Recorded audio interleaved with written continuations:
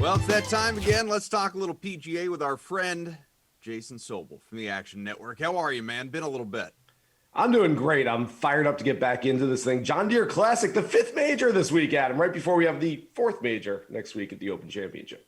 There you go. So obviously on the heels of the Rocket Mortgage Classic and what was a fun time, certainly for Cam Davis going ahead and winning that event. We'll talk a little bit about him. As you said, John Deere Classic on the way in Illinois. And you look at the DK Sportsbook, Daniel Berger is the favorite at plus 1,100. Can he get it done? Kenny, sure. I like Daniel Berger this week. He's been playing well. He was 7th in his last start at the U.S. Open. Granted, that was 3 weeks ago, and so hasn't been playing that much golf recently. I think he's trying to backload and try to wait for the FedEx Cup playoffs. And, of course, as I mentioned, the year's final major championship next week. But Berger's made 2 starts at this event. He's got a 5th-place finish. Obviously, he plays this one pretty well. He's the best player in the field. We saw it about 5 years ago, 6 years ago with Jordan Spieth, where he was the prohibitive favorite, even more so than Daniel Berger is this week, and came in and won this event pretty handily. So it wouldn't be a surprise to see the favorite go out and win this thing, but I'm probably bypassing Berger at that price. All right. Well, I'm curious to know what you're going to do with Cam Davis. Again, coming off a victory at the Rocket Mortgage Classic in Detroit, now comes in a week later, less than a week later, I guess, off the win, plus 3,000 odds to take this thing. Is that a favorable number for him? Do you not like it? It's okay. I mean, it's the right number. I don't think it's a bad number by any means, but look, this is a guy who's been playing well, been sort of building up to this big crescendo in his career, 26 years old, from Australia. He's got a ton of talent, and he finally won last week. It's really hard to sit there and say, well, I think he's going to do it again. Look, it just doesn't happen that way. You just don't win your first event and then go out and just peel off a few others right on the back end of it. So I don't hate Cam Davis this week. I think it's probably a pretty good course for him, quite frankly. If he hadn't won last week, I might like him a little bit better this week. But coming off that win, coming off the high and everything that comes from winning your first PGA Tour event, at some point, I think he crashes. I like him for Thursday and Friday maybe, but on the weekend, at some point, that exhaustion is going to set in.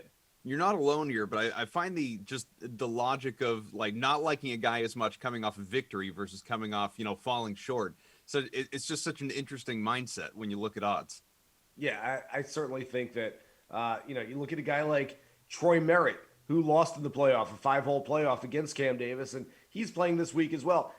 Look, maybe he's got a little more motivation. Maybe he's a little hungrier because he didn't win. Maybe he just didn't celebrate as much afterwards. That's not to say that Cam Davis celebrated too much, but you never know. I just feel like after the win, everyone go, okay, let's take a deep breath. Let's not have to work as hard at things this coming week. And so let's take, a week. And for some players, honestly, Adam, that almost frees them up a little bit. They're playing with house money, and some players tend to play better after their first win. So we'll see what happens with Davis this week.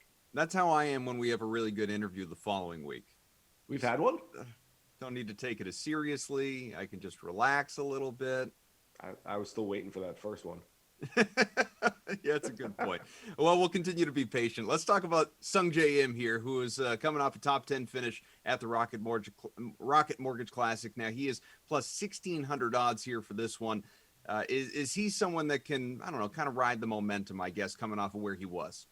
Yeah, certainly. And I like the momentum because one of the things I like looking at when players are playing back-to-back weeks is the final round ball striking numbers from just a few days earlier. And SUNGJAE's ball striking numbers were really good on the weekend at the Rocket Mortgage Classic. And I think that can bleed into this week as well. So I expect him to have a nice week. He's skipping the Open Championship in order to prep for the Olympics because, quite frankly, that's the most important event of his life. If he finishes in the top 3 at the Olympics, gets a medal, he gets to bypass 2 years of military service in South Korea. So really big event coming up for him at the Olympics. I don't know that he necessarily wants to peak for this one. He's just sort of trying to get there, trying to build up that momentum. So at plus 1,600, I'm staying away from SUNGJAE, but I certainly don't dislike him. I would say a top 10 this week is very, very possible, if not probable.